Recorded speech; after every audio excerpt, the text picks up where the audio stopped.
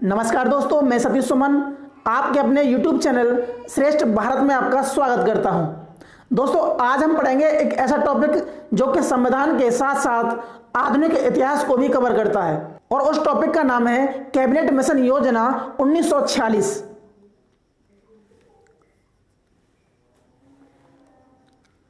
और हम जानते हैं कि हमारे संविधान का निर्माण इसी के रिकमेंडेशन के आधार पर होता है। तो आज पढ़ेंगे हम कैबिनेट मिशन योजना को विस्तार से।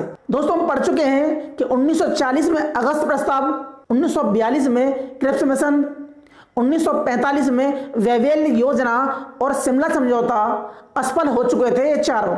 और 1945 में इंग्लैंड में चुनाव होता है। इंग्लैंड में दो पार्टी थी, कंजर्वेटिव पार्टी और लेबर पार्टी। कंजर्वेटिव पार्टी के थे विंस्टन चर्चिल, जो कि उस समय प्रधानमंत्री थे, और लेबर पार्टी के थे क्लीमेंट एटली, जो कि प्रधानमंत्री बनने की दौड़ में शामिल थे। और क्लीमेंट एटली उदारवादी विचारधारा के थे। चुनाव के दौरान क्लीमेंट एटली ने भी घोषणा की अगर उनकी सरकार आती है तो भारत को पूर्ण स्वतंत्रता कराने पर विचार करेंगे। संयोग से वो जीत जाते हैं और उनकी सरकार बनती है इंग्लैंड में। इससे पहले कौन थे? इससे पहले थे विंस्टन चर्चिल, जो कि कंजर्वेटिव पार्टी से बिलोंग करते थे। इधर भारत में भी चुनाव हुए। कांग्रेस ने भारत छोड़ो आंदोलन को मुद्दा बनाया और उसे घोषणा पत्र में शामिल किया, और इसका लाभ मिला कांग्रेस को। और वह 11 प्रांतों में से 7 प्रांतों में उनकी सरकार बनती है और एक में उनका गठबंधन सरकार बनती है। इस चुनाव में बहुत कम फायदा मिला मुस्लिम लीग को। इस चुनाव ने यह तो सिद्ध कर दिया था कि जनता अब भी कांग्रेस के साथ में है और भारत को पूरी तरह आजाद कराने के पक्ष में है। इधर 18 फरवरी 1946 को नौसेना ने विद्रोह कर दिया था। अब अंग्रेजों को यह आभास हो गया कि अब उनकी सत्ता ज्यादा दिन टिकने वाली नहीं है, क्योंकि ब्रिटिश सेना की संख्या इतनी ज्यादा नहीं है कि वो देश के हर भाग में तैनात की जा सके। इसलिए क्लीमेंट एटली ने 15 मार्च 1946 को घोषणा की कि सरकार उनको पूर्ण आजाद कराने के पक्ष में है और संविधान निर्माण की दिशा में तथा भारत में गतिरोध दूर करने के लिए एक आयोग भेजेगी, एक मिशन भेजेगी, जिसका कि नाम है कैबिनेट मिशन योजना। दूसरी घोषणा में क्लीमेंट एटली ने कहा कि हमने भारतीयों के आत्मनिर्णय के अधिकार को मान लिया है कि अगर भारत इच्छा अनुसार ब्रिटिश राष्ट्रमंडल में शामिल होना चाहता है तो हो सकता है, अगर उसकी इच्छा शामिल होने की नहीं है तो उसे पूरी तरह छूट है उससे अलग रहने की। तीसरी घोषणा में एटली ने कहा कि हमारी सरकार अल्पसंख्यकों के हितों को लेकर चिंतित है, लेकिन हम ये भी नहीं चाहते कि भारत की प्रगति को रोकने और बहुमत की प्रगति को रोकने में अल्पसंख्यक वर्ग किसी प्रकार बाधक बने। इसलिए हम किसी भी अल्पसंख्यक वर्ग को भारत की प्रगति रोकने में वीटो पावर नहीं दे सकते। और यह अप्रत्यक्ष रूप से जिन्ना और मुस्लिम लीग पर एक कड़ा प्रहार था। 24 मार्च 1946 को 3 सदस्यीय कैबिनेट मिशन योजना भारत पहुंचा। कब पहुंचा?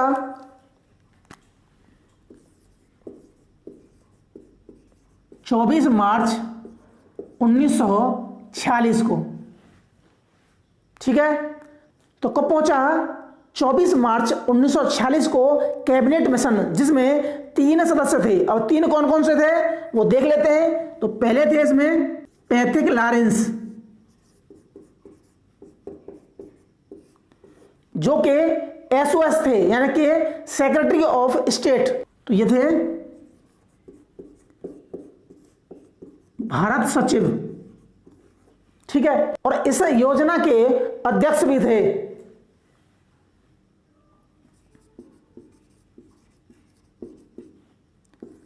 दूसरे थे स्टेफर्ड क्रिप्स।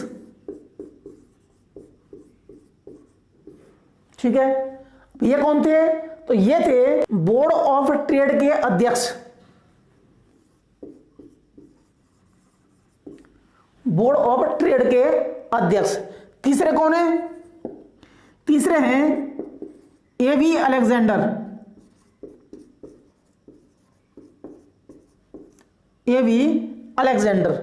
24 मार्च 1946 को भारत आते हैं। भारत के सभी प्रांतों में घूम घूम कर उनके नेताओं से बात करते हैं और इन नेताओं में मतभेद होने के बावजूद भी एक योजना पेश करते हैं जिसे हम कैबिनेट मिशन योजना के नाम से जानते हैं।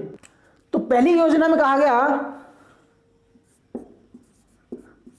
पाकिस्तान, तो उन्होंने कहा, तो इस योजना में कहा गया कि हमने लीग की मांग पाकिस्तान पर विचार किया। हमें नहीं लगता कि इस तरह से सांप्रदायिक समस्या का हल निकाला जा सकता है। यह भी न्यायपूर्ण नहीं है कि पंजाब, असम और बंगाल के वो जिले जहां हिंदू बहुमत में हैं उनको पाकिस्तान में शामिल कर लिया जाए। भारत भौगोलिक रूप से अखंड है, इसलिए हम पाकिस्तान की मांग को अस्वीकार करते हैं। दूसरा पॉइंट क्या है? दूसरा पॉइंट है संघ।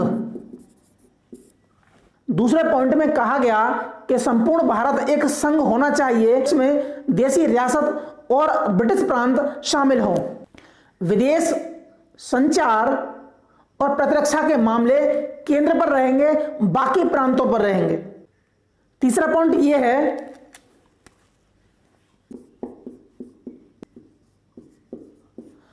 प्रांतों को यह अधिकार दिया गया कि वो अपना एक ग्रुप बना सकते हैं, यानी कि 3 ग्रुप बने थे और वो किस ग्रुप में शामिल हों ये उनकी इच्छा पर निर्भर करेगा। अगला था संविधान सभा का गठन, जो कि बहुत ही महत्वपूर्ण है। संविधान सभा,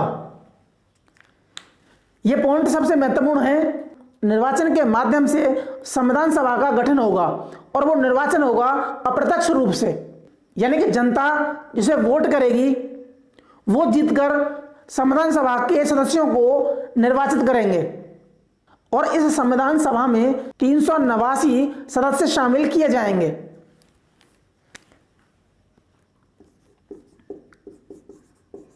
संविधान सभा सदस्य कितने होंगे इसमें? 389, जिनमें अब 389 कौन कौन से होंगे?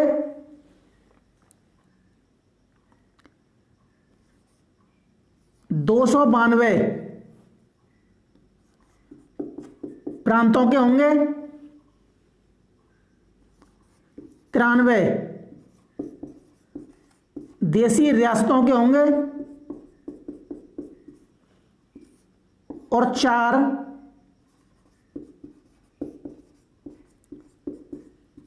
कमिश्नरीज के होंगे। ठीक है, 296 निर्वाचित होंगे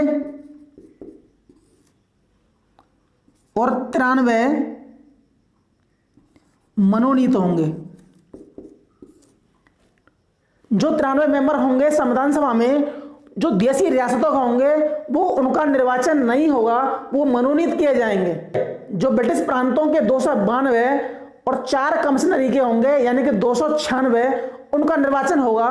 दूसरा इसमें है कि 10 लाख व्यक्तियों पर एक सदस्य होगा,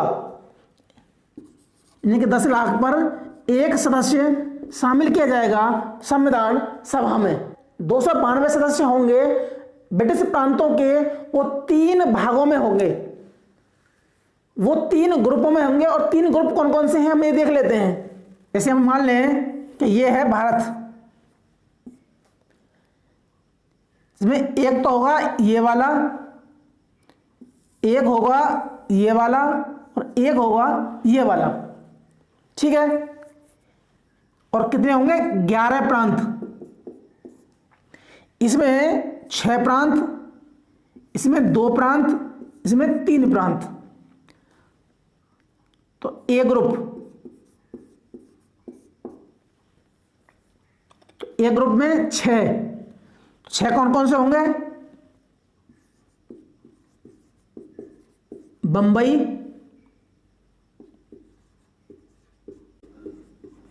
मद्रास,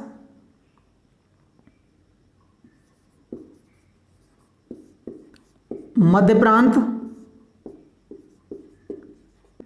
संयुक्त प्रांत,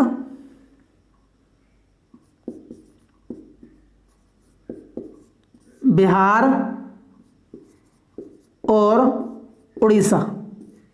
ठीक है, ए ग्रुप में 6 प्रांतों को शामिल किया गया, जिनमें बंबई, मद्रास, संयुक्त प्रांत, मध्य प्रांत, बिहार और उड़ीसा। बी ग्रुप में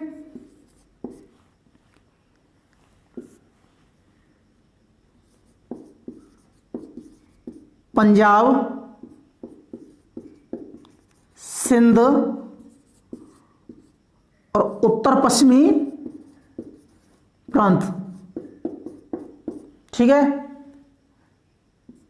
1, 2 और 3।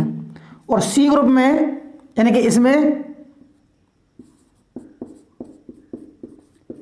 बंगाल और असम, यानी कि 6 इसमें, 3 इसमें, 6 और 3 9 और 2 इसमें 11, यानी कि उस समय ब्रिटिश प्रांतों की संख्या 11 थी।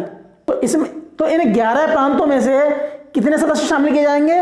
292 सदस्य संविधान सभा में शामिल किए जाएंगे, जो कि भारत का संविधान बनाने में भूमिका अदा करेंगे। 4 कमिश्नरियां कौन सी हैं? तो 4 कमिश्नरियां हैं दिल्ली, कुर्ग,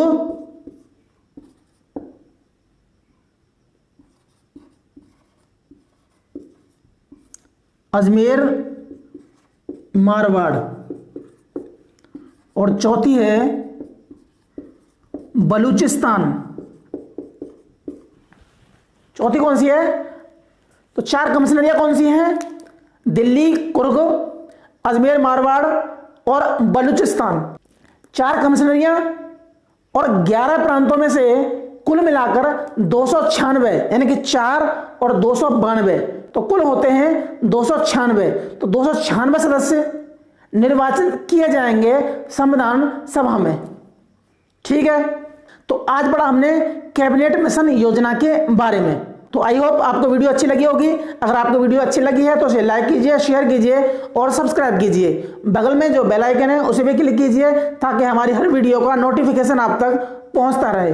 तो मिलते हैं हम अगली वीडियो में, तब तक के लिए नमस्कार।